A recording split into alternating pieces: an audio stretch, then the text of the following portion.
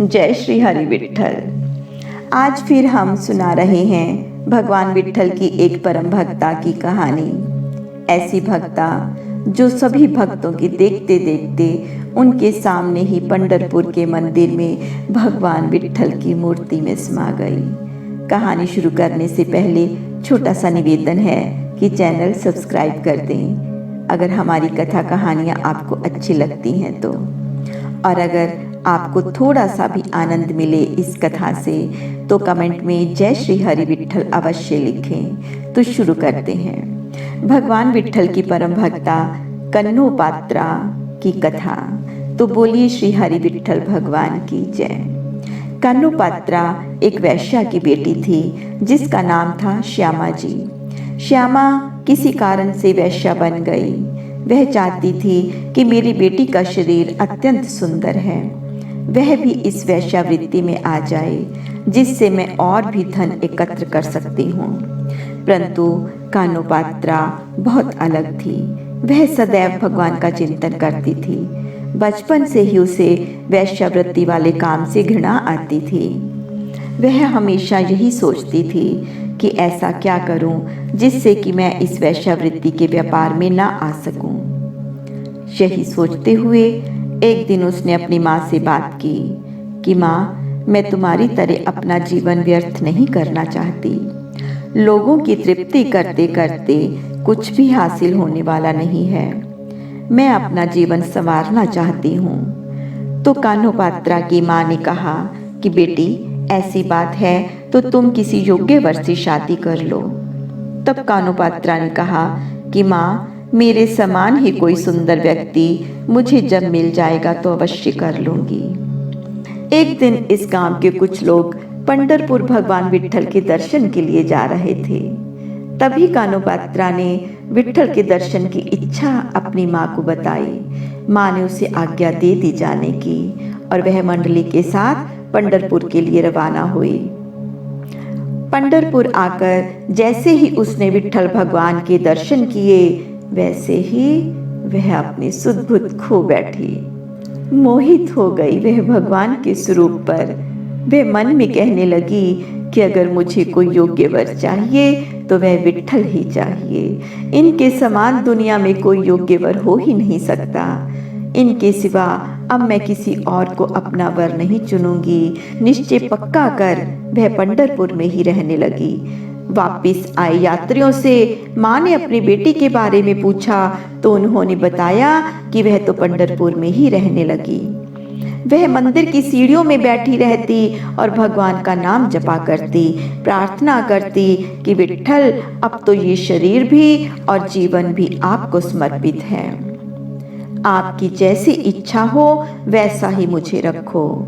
कन्नोपात्रा का सौंदर्य इतना अद्भुत था कि कोई भी उस पर मोहित हो जाता था। यह बात बेदर के बादशाह मुगल को पता चली कि एक स्त्री अत्यंत रूपवान मंदिर के बाहर बैठी रहती है। बादशाह ने अपने सैनिकों को आदेश दिया कि जाओ उसे मेरे हरम में ले आओ।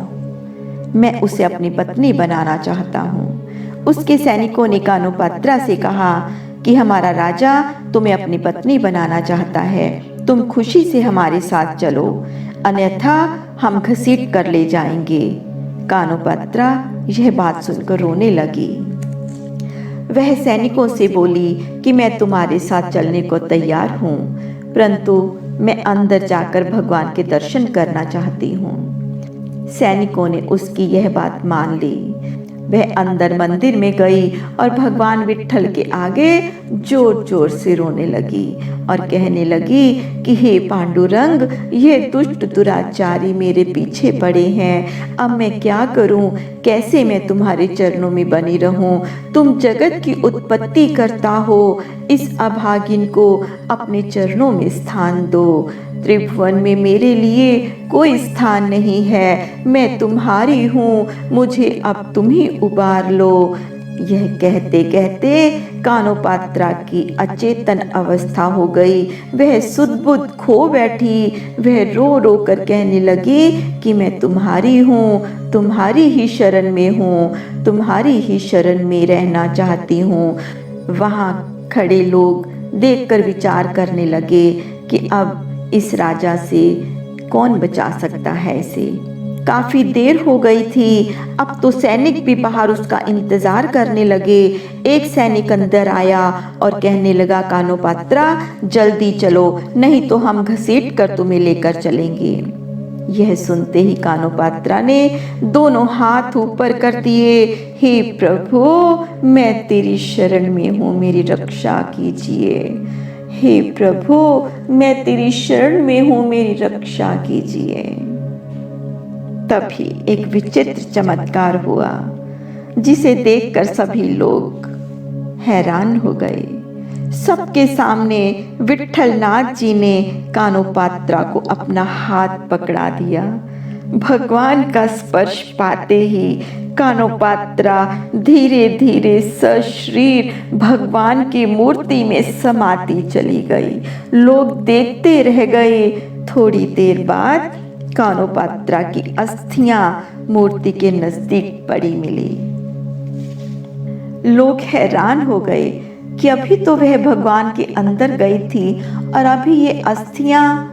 सभी भक्तों ने ये अस्थियां मंदिर के बाहर दक्षिण की ओर स्थापित कर दी। आज भी वहां कानोपात्रा की मूर्ति विद्यमान है।